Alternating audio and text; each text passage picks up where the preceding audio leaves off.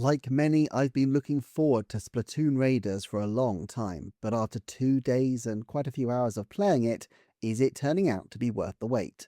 Broad context, I will say that I'm not a huge player of Summon Run, the mode which clearly influenced the development of Raiders to a large degree.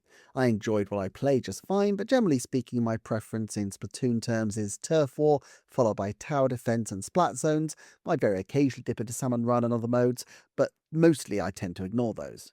Since this is very clearly an adaptation and evolution of Salmon Run, there was always a part of me that wondered how enjoyable this would truly be to play, and actually it didn't click for me right away, perhaps not until 2 or 3 hours in. Yes, it felt as smooth and wonderful as ever to play from the off, the island setting was novel and the characters were great. I get a particular kick out of Master Mega, and all the Salmonids are joyously weird and unsettling. I particularly like the weird and wonderful customization options for the look of the mechanic. Never before have I considered wearing a hanger and a rubber duck in my hair, but now I realise that this is a look I seriously need to cultivate. However, while I enjoyed the early game well enough for what it is, you need to get a certain way in for the real loop of the game to become apparent.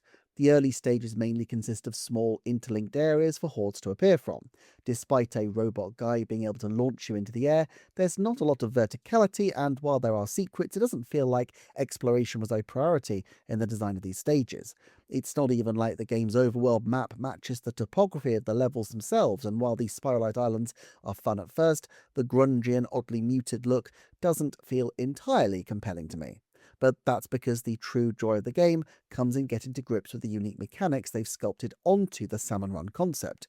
And to be fair, a lot of this may be on me, as the game does its level best to tell you what you should do at every junction. Endless instructions rain down on game mechanics, and in some cases you're walked through this moment by moment. Still, I maintain that if World 1-1 of Super Mario Bros. Had started with 6 screens of instructions on enemy types and control strategy, and the game paused to show you how to collect mushrooms and what they do before the first question mark block was even encountered, Nintendo would never have survived until today. With complicated mechanisms such as these, some degree of explanation is inevitable, and I admit I probably zipped past a lot of these screens without digesting them properly in my impatience to just play the game, but it does remind me of the important difference between explaining something and ensuring the audience understands it. To all intents and purposes, I figured out what they were trying to tell me as and when I got into trouble, and frankly that's what I prefer. But each mechanic that did fit into place opened up the world for me in big ways. What I expected going into Raiders was Splatoon, but with perhaps more of a focus on combat, and that's true, but Raiders oddly seems to borrow from another big Nintendo property. Yes, there's a bit of Pikmin with the collectibles with amusing descriptions and the dungeon diving, and I can't now think of sub-levels without thinking of Donkey Kong Bonanza, but the series it reminds me more than anything of is Xenoblade Chronicles, and I do wonder if Monolith Soft's support on this was more than just graphical, given the density and great construction of the game's various menus and optimization elements. With more statistics than a Rothman guide, with endless options to tinker and adjust, not just available to you, but as a core part of the game experience, this really feels like an RPG, except with a close quarter shooter combat mechanic at its heart. You can choose one of 3 tanks, build gadgets to use with these tanks, add bits to optimize the gadgets, and then design your own bits to optimize your gadgets to optimize your tanks. With the LNR button, you can have 2 gadgets at once, but many levels are only ticked off if you beat them with 3 different tanks, although to be fair, I don't know if this is actually required. It just seems like a fun thing to do, and I do it because it's a great way to farm parts, to make the gadgets and optimize the weapons and expand the criteria that you can develop, and so on. Basically, there's just an ocean of Xenoblade-esque tinkering that you can do. Menus within menus, where you can optimize and sub-optimize and switch out a gazillion items to get all sorts of incremental buffs. With Xenoblade games, enjoy them though I do, I often get overwhelmed quite quickly. I don't really care to get too deeply into the weeds of what most of these options do. It's just fun to try out a few, but there's so many that I'm not sure I'd ever feel compelled to test out every possible combination. Raiders has the deck available to test things out, so you can actually see quite quickly and quite easily what each of the gadgets do and play around with them and how they function. And this is helpful because the names and images aren't usually much help for me in terms of identifying what each individual gadget does. This also makes it a lot easier to fiddle around and just to experiment with different things, even though I probably still won't get into it as deeply as many people I'm sure will. It also makes the game both punishing and forgiving at the same time. I lost count of how many times I threw myself to an early level called the Plain Den, at least half a dozen I think, but each time I up-leveled the character, switched up my weapons and gadgets and tried different strategies, and of course there's no penalty because you keep everything you get from your various raids, so you only get stronger with time.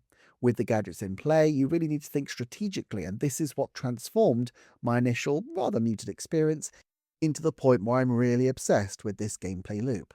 That's not to say the core weapons aren't still important, and while I got good use out of the dualies, I was really pleased to get a decent roller, always my favourite weapon type in Splatoon, and the one I have the most affinity with using.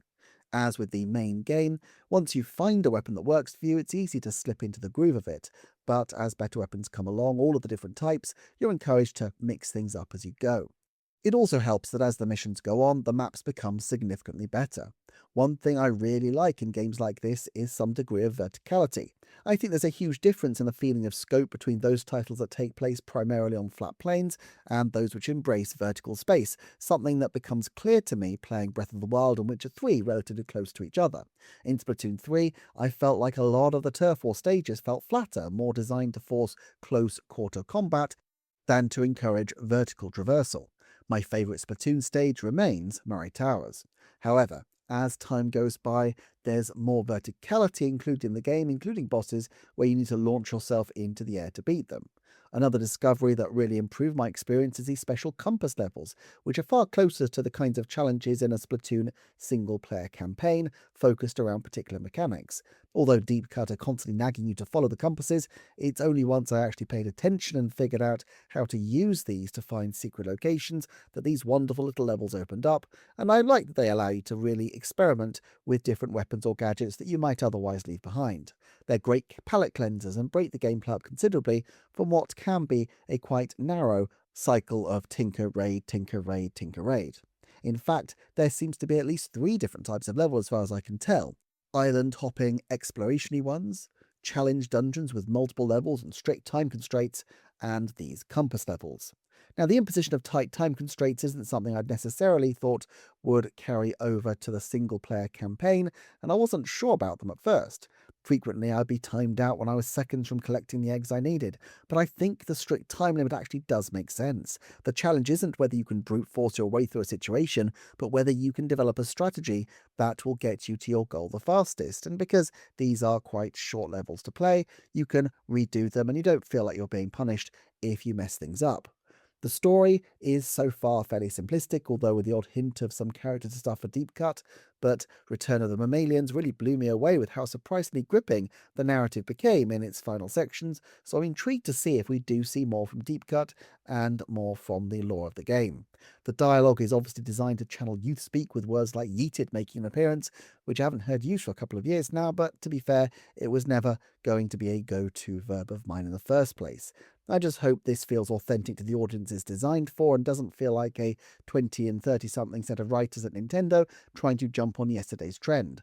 I always feel with doing things like this in a game, it's a bit of a risk.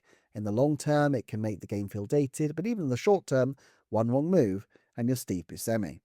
I haven't tried the multiplayer modes yet, but I like the way it's structured, that you can help people or seek help and that you can team up with other people. While some games have enabled local multiplayer via GameShare, it's a little sad that this isn't the case with Raiders. Even if you have a copy of the system, people need their own copy of the game as well, which will probably marginally inflate sales, but might be a bit of a missed opportunity to have people casually experience Splatoon. Then again, the system does run quite hot in my experience while playing, and so I assume technologically there was not a way to make it work for Switch 1, even if Nintendo was minded to make it available.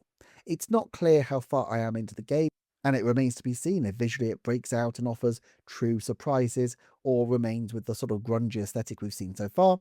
And of course, it remains to be seen if it has the legs to be something really worth returning to.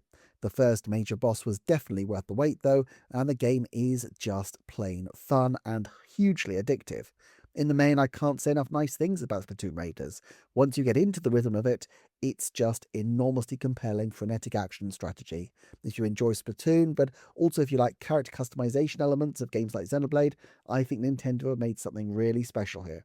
Sometime in the next few weeks, I will have a video more in line with my normal content, looking at the broader implications of this game for Nintendo, for the Splatoon property, for the way these games are developed, and more. But for now, thanks for watching, check out the Patreon to support the channel, and I'll just wish you happy raiding, and see you next time for the next Nintendo Forecast.